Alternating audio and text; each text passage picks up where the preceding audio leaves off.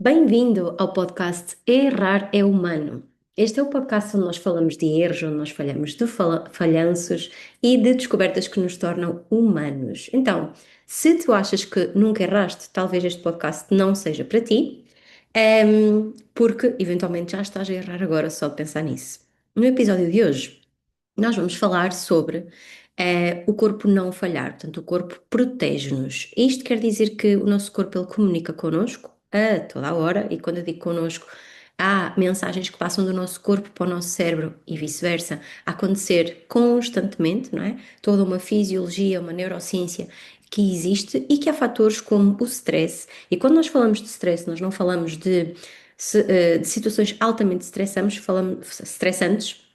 Falamos de pequenas situações do nosso dia a dia que podem efetivamente aumentar a nossa dor e o nosso desconforto no nosso corpo físico. Então, o corpo não falha, o corpo protege é o tema de hoje. E ehm, este tema ele vem de eu ter ido ao dentista recentemente e, como sempre, eu saio de lá sempre super satisfeita porque eu amo sair de lá assim com os dentes super limpinhos, mesmo ficando com alguma sensibilidade. Nos dias seguintes, eu amo efetivamente ir ao dentista e aquela sensação dos dentes limpos quando saio de lá. E sempre que lá vou, eu penso na quantidade de pessoas que diz que detesta ir ao dentista. Tenho um monte de pessoas que eu conheço que me dizem: não, eu vou ao dentista porque sou obrigado, porque eu não gosto nada de ir para lá, detesto estar sentado na cadeira, estou mal sentado, tenho a boca aberta há muito tempo, enfim. E lembro-me inclusive de um colega meu, numa clínica onde eu trabalhei, ele usava aparelho e tinha que ir com frequência ao dentista. E lembro-me dele me dizer uma vez que eu sempre que lá vou parece que estou numa morgue, estou deitado, parece que estou deitado em cima de uma mesa e aquela luz faz-me lembrar como se estivesse numa morgue. Enfim, obviamente que há aqui contexto, cada pessoa terá o seu contexto, más experiências anteriores, enfim, alguma experiência mais traumática inclusive no dentista, alguma consequência ou alguma sequela que ficou de alguma intervenção. Enfim, há N motivos e a ideia aqui não é julgar quem é que gosta de ir lá ou não, não é de tudo isso. Um, mas é muito interessante nós ouvirmos estas histórias e que efetivamente, eu até deixei uma sondagem no Instagram sobre isso, e é efetivamente interessante como a maioria das pessoas efetivamente não gosta de ir ao dentista e vai porque é obrigado. E nestas histórias todas que eu ouvi, que foram inúmeras, há uma em particular que me tocou e é sobre ela que eu vou falar hoje. Há uns anos, em contexto de clínica, eu acompanhei um homem que tinha na altura cerca de 42 anos e que trabalhava na área de informática, e ele chegou às minhas consultas de fisioterapia integrativa por dor lombar. E ele chegou até mim porque ele foi encaminhado pelo colega da ortopedia, que eu seguia. Ele já tinha tido imensas crises de dor lombar. Ali no espaço de 2 anos, antes de eu. Um ano e meio, 2 anos antes de eu receber nas consultas de fisioterapia integrativa, ele já tinha tido duas crises muito, muito intensas, ao ponto de ficar de cama, uma semana deitado, com dor lombar intensa, que o impediam de trabalhar, de fazer a sua vida normal, de contribuir nas tarefas em casa, enfim, de lidar com os filhos. Ele tinha dois filhos, tem dois filhos ainda, na verdade, e então foi assim que ele chegou até mim, então por dor lombar. Na altura, o feedback do médico era de que, da parte de ortopedia, não havia nada que justificasse algum tipo de intervenção de ortopedia, que havia sim umas hérnias normais da idade, e sim, eu até vou já trazer aqui essa parte da evidência científica. Nós podemos sim ter hérnias discais, nas várias vértebras da nossa coluna, entre as várias vértebras da nossa coluna, podemos sim ter e não necessariamente termos dor. Aliás, para teres uma ideia, a maioria de nós tem alterações decorrentes da nossa idade, do estilo de vida, enfim, ao longo do nosso tempo, alterações físicas que nós não sabemos porque não fazemos exames a elas e não temos dor associada a isso, ok? Como há pessoas que têm alterações muito, muito grandes e não têm dor, há pessoas que não têm nenhuma alteração significativa e têm dor intensa, como era o caso aqui deste homem que eu acompanhei, ok? Então, da mesma forma que nós desenvolvemos cabelos brancos e rugas, nós também podemos desenvolver hérnias discais que não necessariamente significam doença ou dor associada, ok? Naturalmente que é sempre importante haver um acompanhamento de profissionais de saúde, fisioterapeuta, ortopedista, enfim, médico de família, que possam naturalmente fazer despiste de situações mais graves e que precisam efetivamente de um acompanhamento médico especializado, mas na grande maioria dos casos, no caso da dor lombar, não há necessidade de intervenções específicas e tem muito mais a ver com aquilo que eu vos vou trazer hoje. E portanto, o feedback do médico era esse, de que as hérnias discais que existiam eram normais da idade e que, portanto, da parte da ortopedia não havia nada a fazer e encaminhou para a fisioterapia para podermos fazer algum tipo de reforço muscular que fosse necessário, dependendo da avaliação da fisioterapia, e integração outra vez na vida normal do dia a dia. Então, na primeira consulta, ehm, nós falámos sobre o que é que despolutou, não é? Como é que esta dor lombar despolutou, qual foi o desenvolvimento dela, não de um ponto de vista do que é que o médico disse, mas do ponto de vista do que é que este homem sentiu, ok? E eu lembro-me de ele ter falado sobre este medo de se mexer, basicamente. Ele tinha medo de se sentar de uma forma mais brusca, tinha medo de, ao sair do carro, de sair de forma brusca e ter dor. Quando eu o recebi, ele já tinha passado a fase aguda da crise em que ele estava. E ele tinha medo então de se mexer porque tinha receio que algum desses movimentos o pudesse novamente colocar numa cama uma semana sem se conseguir mexer. E portanto ele tinha imensos cuidados ao longo do dia na forma como se sentava, na cadeira, inclusive, ela adaptou a cadeira em casa para poder ter, ter outro tipo de cuidado. Enfim, ele tinha tantos, tantos, tantos cuidados, que o corpo dele era altamente rígido e ele sentia-se super tenso. Estamos a falar de ombros super rígidos, coluna muito rígida. Ele se dobrasse à frente, nós observávamos o movimento e era muito tenso, muito lento, precisamente com esse medo todo que só trazia rigidez. E portanto ele queria voltar a fazer caminhadas, queria sentir que tinha uma vida normal, mas tinha efetivamente então muito medo. E muitas vezes, muitos dias, ele tinha dor, não a dor que o incapacitou e o deixou de cama, mas sentia muitas vezes que essa dor podia voltar e efetivamente ela voltava. Então, nas primeiras sessões, o objetivo foi muito simples: mostrar-lhe que a coluna dele era forte e que era seguro ele fazer esse tipo de movimentos. Portanto, o nosso objetivo inicial foi ele começar a ganhar mais leveza, mais segurança nos movimentos em casa, do ponto de vista de poder se sentar numa cadeira e poder efetivamente só relaxar e só estar nessa cadeira ou no sofá, por exemplo, e iniciarmos as caminhadas novamente sem medo e a sentir-se confortável com esses movimentos. Passadas 2 semanas, ele sentiu melhorias significativas, ok? Portanto, ele já sentia mais conforto a sentar-se no carro, a sair, trabalhar, já era mais confortável na cadeira, em volta e meia. Naturalmente, ele sentia aquela tensão, aquela rigidez, mas sentar-se já era mais tranquilo, começou a caminhar e já caminhava 15 minutos por dia, e sentia efetivamente muitas melhorias. E eu já vou conectar com o início deste podcast, ok? Eu, entretanto, comecei a falar desta parte e não conectei, mas vamos já lá chegar. Ok, então, ao longo deste acompanhamento, destas consultas de fisioterapia integrativa, nós fomos juntos percebendo que a dor podia aumentar dependendo de fatores de stress externos. Portanto, a dor dele ela não estava só relacionada com as questões físicas, as tais hérnias, como eu falei há pouco no episódio, ok? Algumas das situações em que ele sentia efetivamente que a dor aumentava. Quando ele tinha deadlines no trabalho, portanto, trabalhava na área informática, então havia ali prazos mais apertados que tinha que dar uma resposta mais rápida, então ele sentia mais tensão e até alguma dor na região lombar, quase como se estivesse a voltar para as crises que já tinha tido. Nos dias em que tinha os filhotes em casa, fosse férias, isto foi perto da pandemia pós-Covid, portanto, volta e meia as crianças ficavam em casa, enfim. e ele sentia que com os filhos em casa, o nível de dor dele, de dor lombar, aumentava também. Então havia ali fatores de stress que, não sendo nada traumático diretamente na coluna, influenciava de forma indireta, a sensação de dor, que ele sentia na coluna, ok? E é aqui que eu quero trazer o primeiro insight deste podcast, que é aquilo que causava crises de dor lombar a este homem não era o corpo físico apenas, não é? Era, na verdade, todo o corpo dele a comunicar de que não estava seguro, de que havia alguma coisa que não estava bem e que, naturalmente, era um corpo carregado de preocupação, de responsabilidades, de dar resposta e que não estava a conseguir expressar e libertar-se de toda essa pressão que o corpo estava a acumular, ok? Entretanto, numa das nossas sessões, ele desmarcou no próprio dia, porque referiu que estava com dor intensa e que não se conseguia mexer.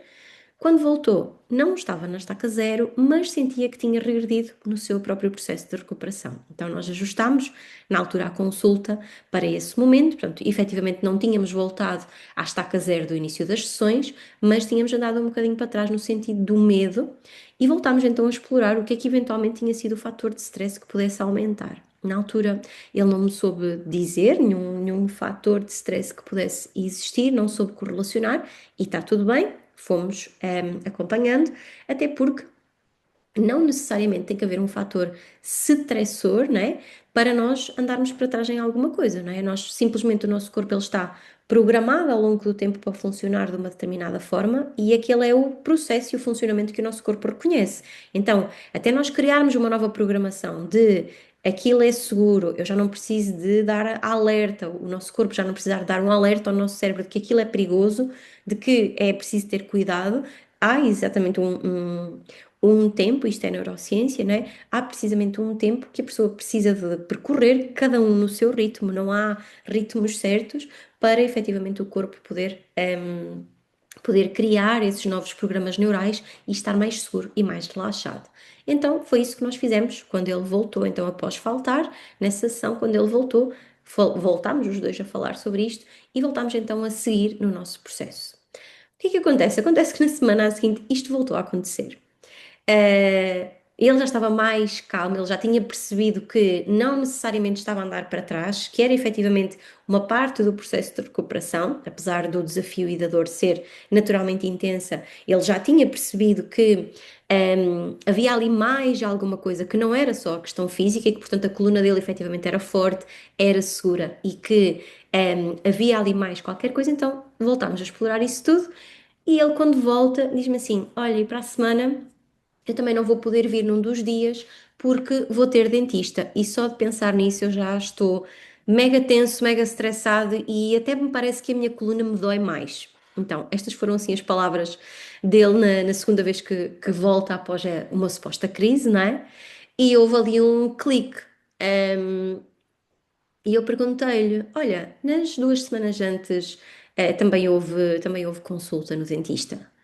E ele parou, mesmo sabem quando parece que acende a lâmpada em cima da nossa cabeça, tipo desenho animado, e ele disse-me sim, efetivamente eu tenho tido consultas no dentista. E eu disse, olha, e percebes se há aí alguma relação entre a tua ida ao dentista, segundo o que me disseste agora que já estás tenso e já estás a sentir-te rígido, consegues relacionar as 2 crises anteriores que tiveste com a ida ao dentista? E ele disse, claro que consigo, então se eu só pensar nisso eu já estou com dor, como é que eu não consigo encontrar relação? Claro que consigo. E houve ali este reconhecer de um padrão de que há um fator estressor, no caso dele, um dos fatores estressores, como eu já enumerei antes, era também a ida ao dentista, não importa quais foram as experiências anteriores para este podcast, mas efetivamente havia algumas experiências, havia alguma preocupação também porque ele ia passar mais tempo no dentista nas semanas seguintes porque tinha ali questões por resolver e, portanto, havia toda uma dinâmica que ele iria ter de passar para essa questão dentária, não é? E isso causava-lhe também stress, não só o stress para trás do que já tinha vivido com o dentista, mas o que é que eu ainda vou ter que viver a ir ao dentista até ter a situação dos dentes resolvida. Então, nós percebemos ali que existia então este padrão de eu vou ao dentista, eu tenho um aumento da minha dor, não é uma crise como era, mas tenho, e fico super ansioso, super tenso e sinto-me logo mais condicionado nos meus movimentos. Mais uma vez, todo este processo de dor que existia, ele não era só um processo físico, não é?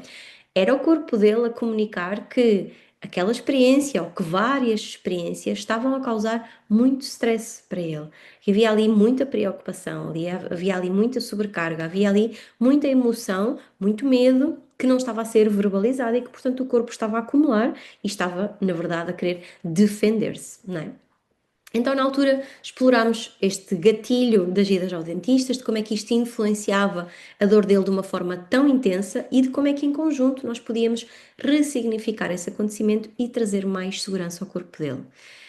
E depois de fazermos este trabalho, obviamente que isto não foi numa sessão nem em duas, mas esta tomada de consciência deste homem sobre, ok, não é só o meu corpo físico, existe muito mais que me está a influenciar. Ele daí em diante não voltou a faltar à fisioterapia integrativa por idas ao dentista, quanto muito ajustou horários, e foi possível ver claramente um baixar dos níveis de stress, um baixar da ansiedade e, em simultâneo, esta melhoria do movimento. Portanto, ele ia ao dentista e ele conseguia fazer a caminhada no dia do dentista. Inclusive, percebeu que essa caminhada, na verdade, o ajudava a aliviar, a expressar essa tensão e essa preocupação com as idas ao dentista.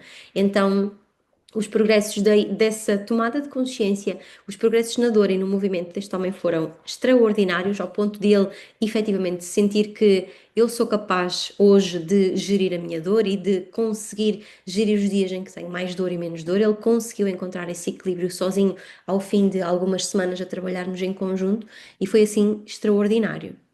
E porquê é que eu estou a trazer isto para este podcast, não é? Este caso basicamente ensinou algo que eu já sabia, mas foi literalmente o caso prático e bastante poderoso de que o nosso corpo ele está sempre a falar connosco, ok? O truque, e digo truque entre aspas, não é? Porque nem sempre isto é fácil, existem N condicionamentos, N responsabilidades, N preocupações, existem as nossas experiências de vida, a nossa história, enfim, e que nós muitas vezes nem sequer conseguimos sair de nós mesmos, vamos dizer assim, ficarmos como observadores de todos esses fatores e efetivamente precisamos de alguém que nos ajude a fazer essa ligação, a fazer essa observação. Então, o truque está em nós observarmos e percebermos os sinais do nosso corpo, em respeitarmos aquilo que estamos a sentir, e respeitar pode significar efetivamente desmarcar alguma coisa que eu tenha marcada, pode significar não desmarcar porque não consigo, porque não posso, enfim, há N fatores, mas o truque é este, é realmente observar, perceber os sinais, respeitar aquilo que nós estamos a sentir e ir explorando formas de nos reconectarmos novamente com o movimento, no caso do movimento ficar condicionado, como foi o caso deste homem, de nos reconectarmos com a nossa presença, com a nossa sensação de segurança para nós mesmos. E quero aqui só também reforçar uma coisa que eu acho que é importante, que é quando nós vivemos muito tempo em alerta e em sobrevivência, o nosso corpo vai estranhar inicialmente o que é seguro. Ou seja, nós até podemos mentalmente saber que eu fazer isto é seguro para mim, mas, como eu falei há pouco, os programas neurais que estão dentro de nós, do nosso corpo e da nossa mente, e de como todo o funcionamento do nosso corpo está, ele está para uma situação de alerta, está para uma situação de sobrevivência ou de perigo. E então o nosso corpo vai responder, digamos assim, com aquilo que ele já conhece. Ou seja, se eu tive que me defender do perigo ou do possível perigo durante anos, esse vai ser o programa que o meu corpo e a minha mente vão criar, mesmo que eu mentalmente saiba que aquilo é mais seguro. Então, isto demora tempo, isto não é um processo que seja igual para toda a gente, não há uma receita, então é preciso nós irmos explorando isto, ok? E a verdade é que se está a mensagem no nosso corpo, não é? É importante que nós consigamos ouvir. E, e foi exatamente este caso e outros casos também que eu eventualmente vou trazer mais para a frente, são os momentos como este que me fizeram efetivamente consolidar esta questão das consultas de fisioterapia integrativa, não é? Este é um espaço em que eu, em conjunto com quem chega até mim, olhamos para o corpo, olhamos para as emoções, olhamos para a mentalidade e integramos tudo isto, integramos todas estas partes da pessoa na própria consulta, integramos a própria vida, o contexto social, contexto familiar, enfim, contexto económico, para conseguirmos então ajudar a regular e reprogramar o sistema nervoso, a encontrar segurança e a melhorar naturalmente o movimento e a qualidade de vida, não é? Portanto, no fundo, não é sobre nós curarmos só a dor, ok? É sobre também percebermos o que é que o corpo está a comunicar e dar espaço ao corpo e à pessoa, obviamente, para se expressar com presença, com compaixão, com espaço, hum, para efetivamente expressar tudo o que estiver lá guardado. E eu acho que isso é a mensagem mais importante que eu quero trazer hoje, que é muitas vezes as pessoas sentem que, sim, senhor, estão a ser medicadas, estão a ser acompanhadas para uma dor, mas a dor é muito mais do que isso, como vimos nesta situação, não é? Aqui a dor não era só física, havia todo um contexto que influenciava a dor física. Então é isso, é sobre percebermos efetivamente o que é que o nosso corpo nos está a comunicar. E portanto, o corpo não falha, o corpo protege-nos, ok? E errar é humano. E talvez a pergunta não seja como é que eu elimino esta dor, mas sim, do que é que o meu corpo me está a tentar proteger? Ou o que é que o meu corpo está a tentar proteger em mim? Talvez seja esta a pergunta que nós precisamos de começar a fazer, ok? Antes de pensarmos em eliminar a dor, não é? Porque eu estou a pensar em eliminar a dor, mas eu não sei qual é que é o fator que está a fazer com que o meu corpo se tente proteger, então eu dificilmente vou conseguir eliminar, transcender, ultrapassar essa dor, ok? Então é isso, deixo aqui um lembrete que é ouvirmos o nosso corpo é assim o primeiro passo para vivermos com mais presença e com mais ritmo do nosso próprio ritmo e não do ritmo dos outros. Então, fica a aguardar os vossos feedbacks, quero saber se conhecem alguma situação semelhante, se vos fez sentido e vemo-nos no próximo episódio. Até já!